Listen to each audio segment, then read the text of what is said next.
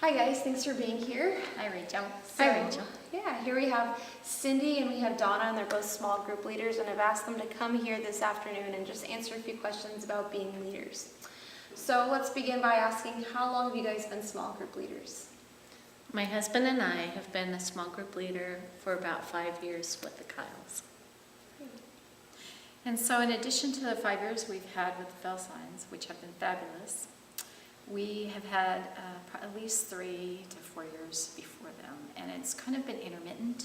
Like we'll go on for maybe a year and a half, and then I think we stopped one time, and then we started again, and then we stopped, and so that's like 3 to 4 years on top of the 5. Great. And why did you decide to become small group leaders? We had started attending their small group, and Donna had made the request that she needed help. And I said, we're willing to share the load. And so then we just started going from our house one time to their house the next, and we became good friends over the years. And it just makes the load a whole lot easier when we're sharing it than doing it on our own. So I had a really interesting small group experience when we first started. You asked why we started, and I just think it's just a great way to make friends and to grow closer with God, and to, I mean, we did small groups a lot for our own selfish reasons, really, just to get to know people and to get into God's Word and to have other people with us. And but it's a lot of work. And I learned so much from my years of doing this. And when we finally met the Felsines, I knew we had to have partnering, because I think to have any kind of success and also some endurance, you need to share the load. And in fact, the more you can share responsibilities in your small group, the more everybody has a piece of it. And the more ownership you have with your small group, the more you're going to keep people coming, because everybody feels like they have a part. And it took me a long time to learn that. So what is your favorite part or the most rewarding part about being a small group leader? You start on this one. Okay. So the thing I love, absolutely love, about being a small home fellowship leader is just the friendships that you build. And you just develop such a love. I mean, I love my home fellowship, and I love everybody who comes. And that is absolutely the most wonderful part about having a home fellowship, is the love that you experience and that you share. Very cool. Cindy? Yeah.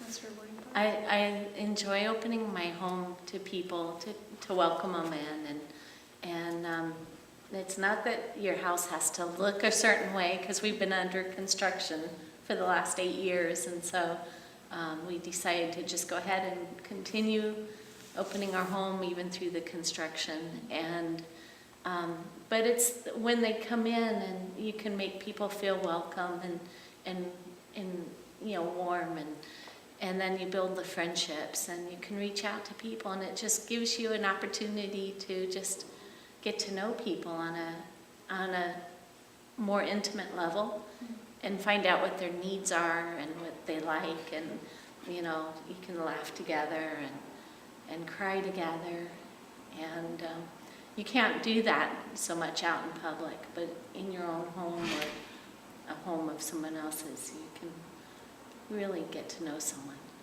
And I like to get to know people really deeper.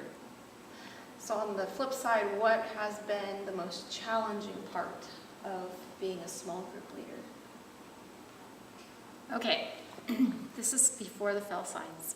Before we had Cindy and Stan, I made all the phone calls, I cleaned my house, I made the great big meal, and I had nobody come. And that is absolutely the most difficult part of having a home fellowship, is when you put out and you work so hard to make your home ready for someone and they don't come. It's just so hard. I agree. We haven't had too many challenges. Once in a while, you might have somebody say, well, we've only had it one time. Someone said, oh, if that person's coming, I'm not going to come. And we've decided to make it where our home fellowship is open to anyone.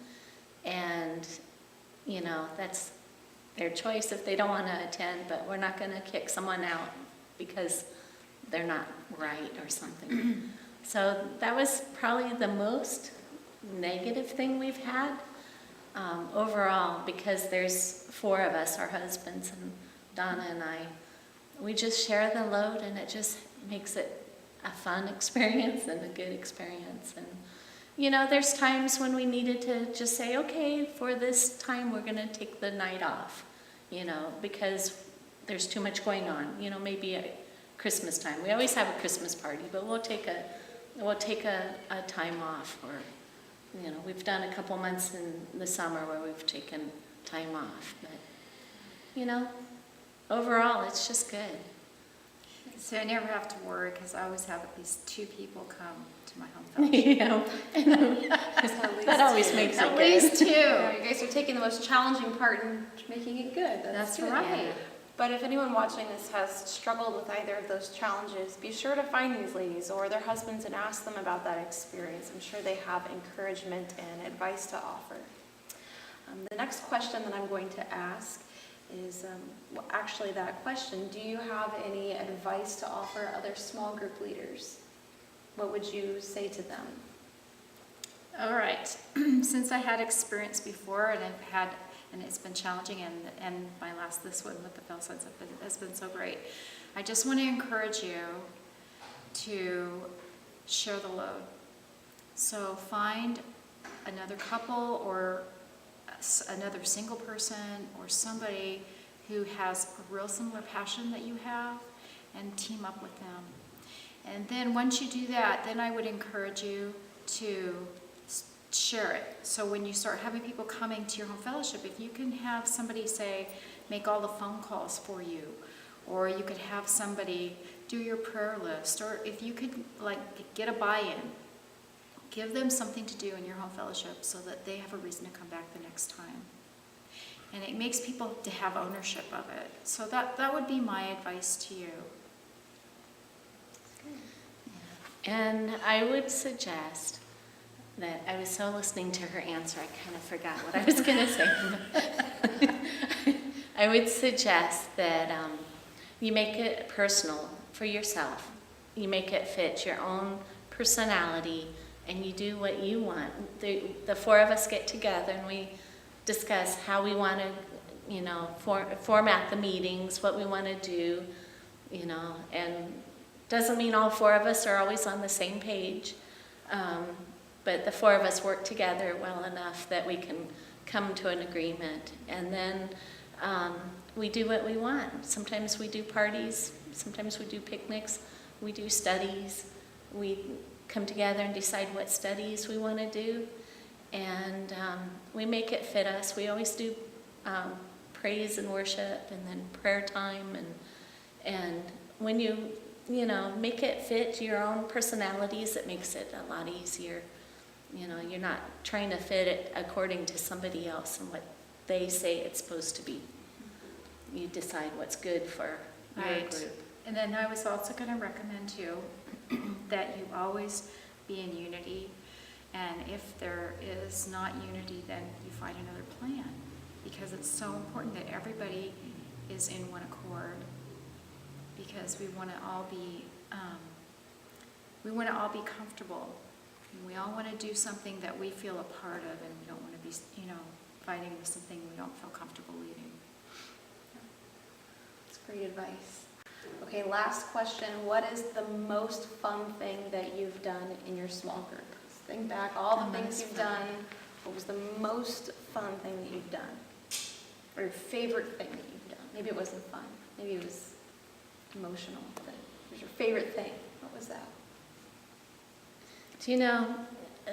Mine emotional goes back to the very beginning when we first started attending, and our son and daughter-in-law were expecting their first baby, and they found out that she was, the baby was diagnosed with failure to thrive, and our kids decided to not have the abortion that was recommended. And our home fellowship came together, and they supported our family, and they gave our kids a baby shower. And, you know, that's the biggest bonding and the most emotional place for me, because it's, you know, very personal to me. The most fun would go to, you know, our Christmas parties where we're exchanging goofy gifts, you know, and we've got screaming monkeys flying across the room and stuff like that. Right. Yeah. Fun. Yep, that's what I would say.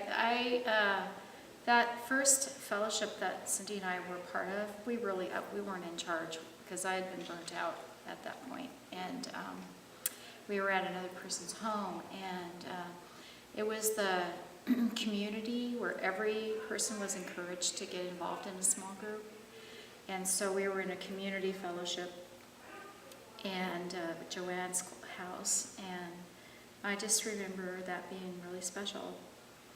And instead of, we had a choice, we could have done something external, you know, outside of our group, but this was like so devastating to all of us. I mean, I was really shocked, and I hardly even knew the foul signs very well.